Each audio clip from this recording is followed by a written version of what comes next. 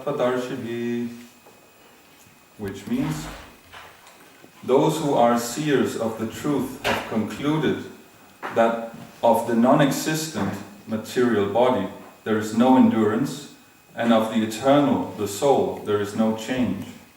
This they have concluded by studying the nature of both. Purport. There is no endurance of the changing body. That the body is changing every moment by the actions and reactions of different cells is admitted by modern medical science, and thus growth and old age are taking place in the body. But the spirit soul exists permanently, remaining the same despite all changes of the body and the mind. That is the difference between matter and spirit. By nature, the body is ever changing and the soul is eternal. This conclusion is established by all classes of seers of the truth, both impersonalists and personalists. In the Vishnu Purana 2.12.38, it is stated that Vishnu and his abodes all have self-illuminated spiritual existence. Jyotingsi Vishnur Bhuvanani Vishnu. The words existent and non-existent refer only to spirit and matter. That is the version of all seers of the truth. This is the beginning of the instruction by the Lord to the living entities who are bewildered by the influence of ignorance. Removal of ignorance involves the re-establishment of the eternal relationship between the worshipper and the worshipable, and the consequent understanding of the difference between the part and parcel living entities and the Supreme Personality of Godhead.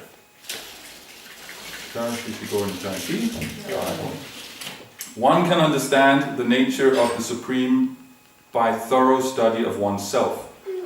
The difference between oneself and the Supreme being understood as the relationship between the part and the whole.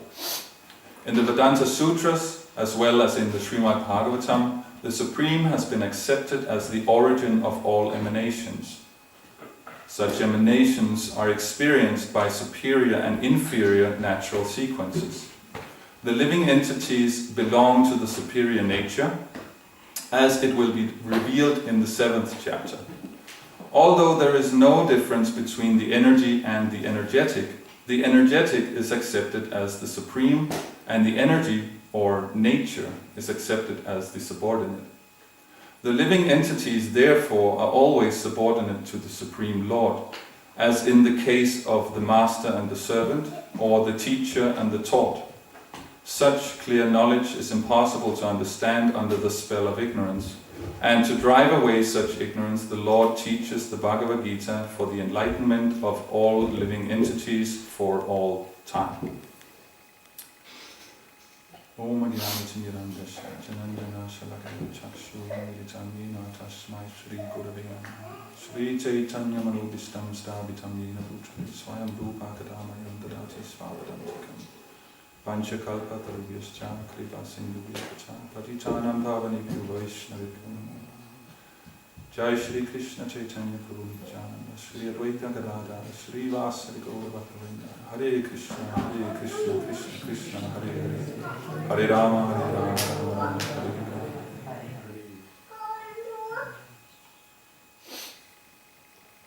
Hare. So, all good classes start with so. So, here we're hearing about the difference between the eternal and the temporary. The eternal being our consciousness, our true identity, and the temporary being the material manifestations of our identity, right? So there are so many, there are so many different material manifestations of our identity. We have some cloth here, you have a car, you have a house, you have some books or a laptop. It's very important if it's a PC or a Mac. That's a whole identity trip there itself, practically like a religion. But all these things will change over time. I mean, if you get the latest MacBook now, it's really cool, and then you come back in 10 years, it's not as cool. It's still a Mac, but it's not as cool. So these identities, that are pertaining to our externals are constantly changing. And if you want to be with that, you have to change with that. Right? So right now we're living in a society where this is very prominent, that we are defining ourselves based on all these externals. Who am I? Who are you? Well, you could say your name. I am Kadamba. Some may know me as Klaus, my name before I became a monk. Still my name in some circles. Or I could say I'm a monk. Another person, my father, could say he's a civil engineer. Or you could say that I'm like a left-wing politician, or I am very good at playing PlayStation, or there's so many things you could say. But that is not your identity. That is a situation you're in. It's an activity you may be performing, but it's not actually your identity. So if I stop being a monk tomorrow, if I figure out, maybe all of you guys start leaving as I'm talking, and I figure out with myself, why am I doing this? I'm not going to do this anymore. I'm going to get a job as a taxi driver. Then at least you're driving around with people. Where they're going to go? They have to listen, right? So I may change that external, but I'll still be the same person, right? You get that, right? Yeah, he gets it. I changed my name. I was Klaus, now I'm Kadamba. I'm still the same person. I even changed my body, because I used to be a boy. I used to be a small child, like this little dude running around. Difficult to grasp when I'm like 6'6" now, but I did. And we read from our modern scientists that they estimate that a human cell in our body has a maximum lifespan of 7 to 10 years. So that means I'm 40 now. That means I'm finishing off my 4th body now, right? Everything has been changed. The skin is like 3 weeks old. So what you're looking at now, a month ago, it didn't exist. So that's what it's talking about here, that the body is changing at every moment. It says that the body is changing at every moment by the actions and reaction of the different cells is admitted by modern medical science. So that's actually reincarnation. It's not, we don't even have to talk about what happens after we die. It's happening right now. And that's why we have to keep cleaning the temple every day, because we're shedding dead skin cells as we speak, right? That's what dust actually is. So if we get caught up in this, if we identify ourselves with these things that are pertaining to the body, we have to keep moving and keep changing, because our identity will not last. That's what generates stress. That you're losing identity unless you kind of keep up, right? Fashion is the perfect example. That basically, hi, Bo. Hi. So, that's mine? No. Anyway, that, like, we see fashion, it changes. And I mean, there is a term, and it's, yes. And the term is, so last season. What is last season? Last season is like 6 months ago. So if you're identifying with that, then you have to keep spending, keep looking, and you have to be very much on the cutting edge. If you get too weird, you're not with it. And if you're not weird enough, you're also not with it. It's a razor's edge. You're surfing the razor's edge there, right? So in the same way, everything kind of changes. The political landscape changes based on what's going on in outside of our little sphere here and inside this little sphere, and we have to keep up with these things. But if we acknowledge that actually all of these things is not me, I'm just the consciousness that is experiencing these things. Because where do all these things actually take place? They take place in my consciousness. So that's my identity. I'm the one experiencing these things. Then there's kind of a detachment that naturally happens. That it's not me. I'm not the one who is either successful or less successful in the eyes of others. It's just the material energy transforming. one situation may be traumatic for one person, it may be blissful for another person. People go to, so many things for enjoyment, right? Like the Tivoli, they have these rides you can go on, and you have to pay money to get on the rides. I would have to get money to get on one of those rides, right? For me, it's like, no way, there's no way I'm doing that, forget it. But people like it. So is it good or bad? It's good if you have an identity that is kind of in correlation with that activity, but it's bad if you identify as a monk. I'm supposed to be like sober and calm and collected and intellectual, and screaming around these roller coasters doesn't really fit with that identity. So for me it'll be an unpleasant situation. So in that sense, there's no real situation that's either good or bad. Huh? If we see people who've always had the externals the way they like them, people who've been born into very favorable circumstances, it's very often they're very shallow people. They're not actually very good at dealing with other people because they haven't really learned how to sacrifice or how to need anything. So they're just very, very dependent on the externals. If something very small goes wrong, it's a complete, fry out in their mind. So in that sense, adversity is necessary. Right? It's not that something happens, I don't like it, that's not necessarily bad. It's only bad if I don't accept it. But if I accept it, immediately it becomes good. It becomes a source of my own personal growth. Right? We see people, I saw an interview with a lady from Australia. She had been hit by a truck on a bike ride, and she was in a coma for a long time, and in some kind of rehab situation for a long time, and she thought her life was over, finished. But actually she says, like many say, that she emerged as a stronger person for going through that. Right? So that's part of raising a child, is to gently expose the child to situations where everything is not necessarily going the child's way. So the child kind of learns in a safe environment that sometimes there are things happening that we don't have any control over, and everything is fine, right? So that process is aided a lot by a little bit of knowledge of the permanent and the temporary, because there are three ways of learning. One way is just to go out there and get it done and see what happens, right? You just go for it, and then you learn the hard way, you could say. The reactions come, and hopefully you're around to kind of learn by those reactions that maybe,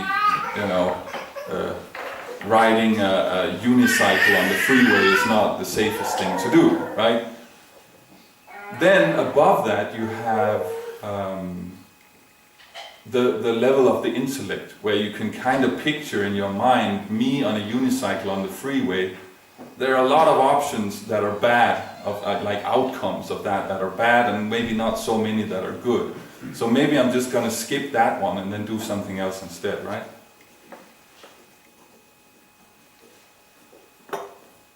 And then you have the third level. These are the guys we're talking about here, the seers of the truth. It's not like the intellectuals they're talking about. It says here, wait a minute, where is it? Anyway, here, yeah. Those who are seers of the truth have concluded that of the non-existent, the material body, there is no endurance, and of the eternal, the soul, there is no change. So the seers of the truth, that is gaining knowledge through meditation. That actually what you're doing is, you're bringing the mind under such control that you see everything clearly. Instead of speculating, you can speculate as much as you want, and you can be super intelligent, but if you have the wrong conception of reality, it's still going to come out wrong or skewed or distorted, right? So it doesn't really matter how intelligent you are. Hitler apparently had an IQ of over 160, right? I know a lot of guys who are very intellectual, IQs in the same range, and they have no idea how to deal with people, So what good is the intellect, actually? No, so the seers of the truth, that's by meditation. that you actually bring the mind under control, you bring your lifestyle under control and regulate it, so that you see things for just what they are, and then you see that me on a unicycle on the freeway, even the good options are still bad, because what am I going to gain from it? But it might be a good story for the guys down at the pub that I survived the unicycle on the freeway, but in terms of self-realization and spiritual growth and a permanent state of happiness, there's not really any scope of success by me taking a unicycle to the freeway, right? So there we have three layers. The lower layer is the level of ignorance that we're also being introduced to here, where you don't know what you're doing, you don't know why you're doing it, right? You're just out there doing some stuff, and some things happen, and based on that, you're going to do some other stuff. It's really a slow and painful way of learning. And then you have the mode of passion, where you're using your intellect. So it's more subtle, and you avoid some of these potholes in life. So you know what you're doing, but you don't know really why you're doing it. Now, why do people climb Mount Everest? Why do they do it? Because they can. That's the only reason. You know, they think it's a big deal, and it is a big deal in terms of, I mean, it's impressive, but it's not really. It doesn't really get them anything. I've spoken to several people where I've been trying to explain this philosophy, and I've said that no, but you can see everybody who takes this on board and starts living their life according to this culture and philosophy, they become happy without exception. And sometimes I've been told, I know, it makes sense, but it's just too easy. It's too easy. Too easy for what? I'm baffled by that. Right? How is it too easy? It's like if you find a suitcase with $1 million, is that too easy? That's pretty easy, you know. It's just there. But would you pick it? No, I think that's too easy. I'm just going to go over here and become a carpenter and make my million that way. No, they pick it up. So what is this too easy? The too easy is the mode of passion, that actually your activities gain value by your endeavor. Mount Everest is great because it's so goddamn difficult and nobody else is stupid enough to do it. But you do it. And then you get your picture taken and the little flag is there, and then hopefully you make it down alive. But that's all. And then you go to the pub and talk about it for 10 years. Beyond that, you have the mode of goodness, where you know what you're doing and you know why you're doing it. And it has to do with other people. It has to do with others benefiting. That's where real happiness is, when you're able to live your life in such a way that others are benefiting. Because we want to be happy. So if we live our lives in such a way that others around us become happy, that makes us happy. It's very easy. It doesn't cost anything. It's not very difficult, actually. There's always something you can do for others, you know. And then automatically you're happy. The people who have most difficulty being happy are the ones who are the most concerned about their own happiness, because they're so concerned about themselves that they forget to include others, and then loneliness comes. And this is a problem in the West, in the culture of you're worth it and you can do it, right? That's the masculine and feminine slogan. The masculine is the Nike slogan, you can do it. Yes, I can. Climb Mount Everest. And the feminine is the, I don't know, one of these cosmetics companies, you're worth it. I'm worth it, you know. Worth what? You know, you're worth it? Yeah, okay, but for what? Just for being special, feeling special. But if you make others feel special, then you're actually working on what we call the spiritual platform, where you're not dealing with matter. See, the problem is, if I give something matter, I give that away, I lose it. Like if I give you my money, I don't have my money anymore. That's it, you have the money. Maybe they're safer with you, I'm sure they probably are. But I'm gonna keep it anyway. But if I give you a smile, if I say something that makes you smile, I can still smile. It's not like I have to go a day without smiling because now you got the smile and then I have to kind of convince you to give it back to me. No, it just spreads. It's unlimited. That's what happens with spiritual values, is that they have a natural tendency to expand. So if half of this room starts laughing or smiling, the other half they can't do anything other than start smiling and being happy. It's contagious. So that's what we're trying to do, and we're trying to remind ourselves that all the externals, that's the only value they have as tools for us to serve each other. So that's why all of us Hare Krishnas, we have our names end with Das. That means servant. So I'm Ter Kadamba Das. So I'm Ter Kadamba servant. To remind ourselves that that's actually our position. And it's not a matter of whether we agree with that or not, it's a matter of fact. That's what we are. So the question is, what are we serving? Either we'll serve Krishna, and Krishna means the whole world. I mean, Krishna is existence personified. Or we can serve God, country, and something else, or we can serve our family, or our friends, or we can serve our senses, just like, if you have like a eating disorder, or my parents really like their red wine, or whatever it is, they're a servant of their senses. I like in English you say, you're making money. I like in Danish you say tjener penge, you're serving money. That's actually what you're doing. Your activities are in service of that money that you're getting. So there's no question of not being a servant. That's what we are. The question is, what quality? What quality is our return of interest? So if we're serving other living entities, we get a much larger return on our investment than if we're just serving our senses, because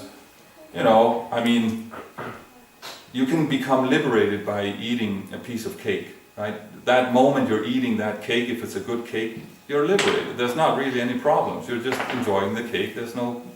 Everything is good, right?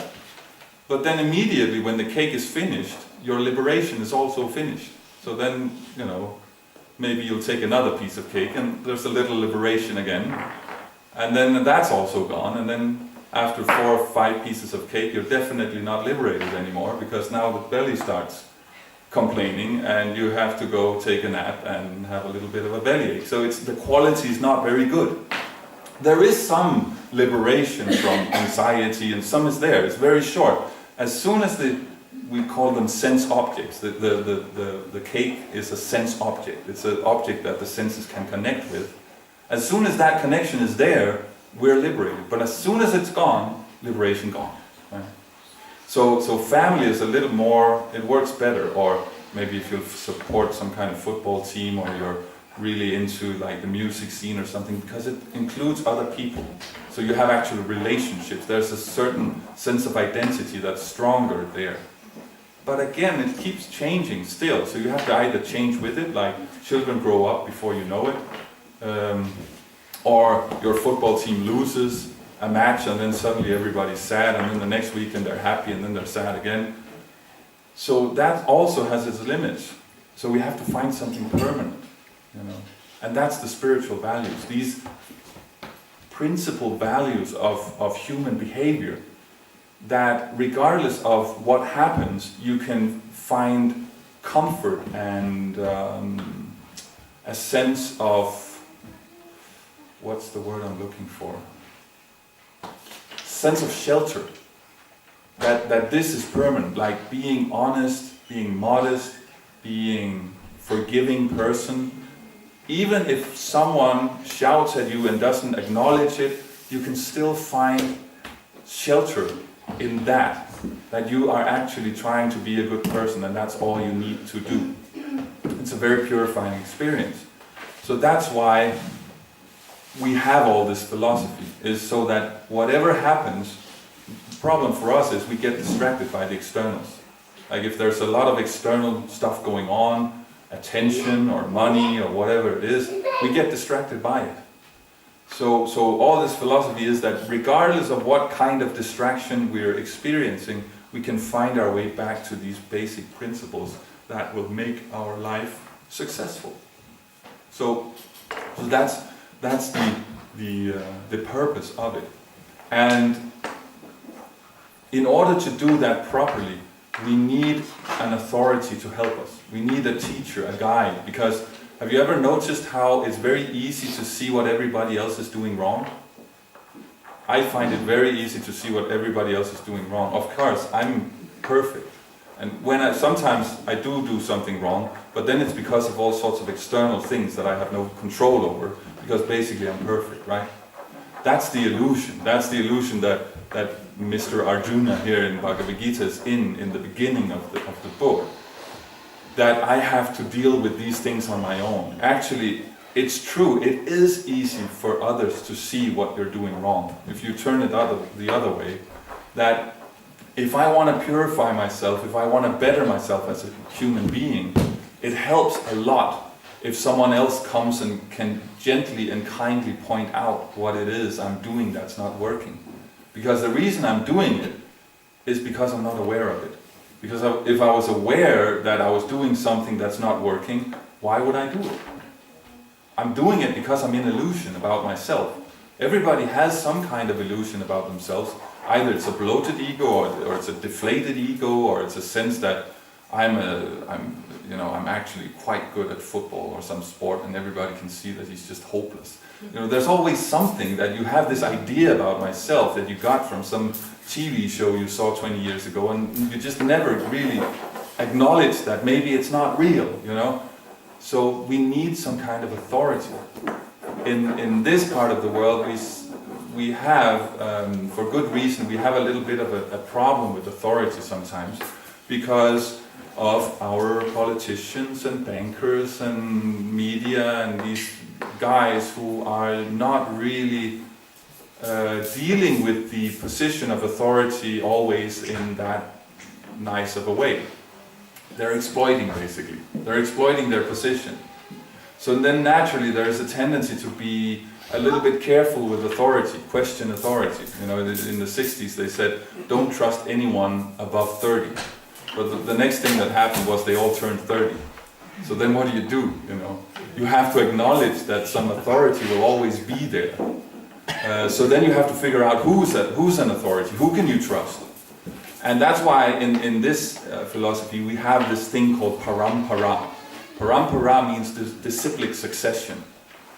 That those in our movement who are the most qualified, who are the most able to deal with life without becoming kind of puffed up or self-absorbed, they are then promoted to a position where they can have disciples. Disciples means that it's like it said, like the teacher and the taught, this relationship of there's a teacher and someone's being taught.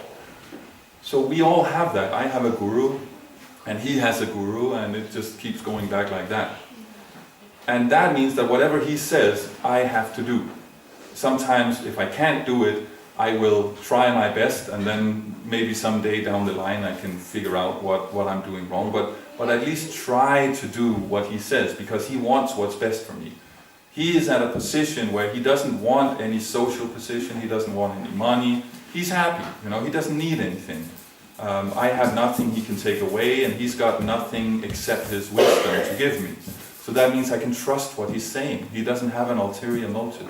So when he's saying something to me that maybe you should try and go over here and do this instead of what you're doing here, then I have to trust him.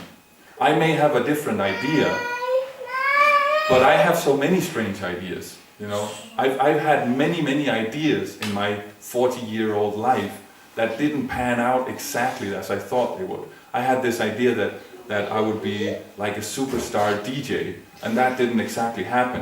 What happened was that I got engaged with a lifestyle that was everything but conducive for my growth as a person, as a human being. And there are all sorts of other things on the small level that I think I'm going to go here and travel, and then just missing the bus, whatever it is. There's always errors, but the guru can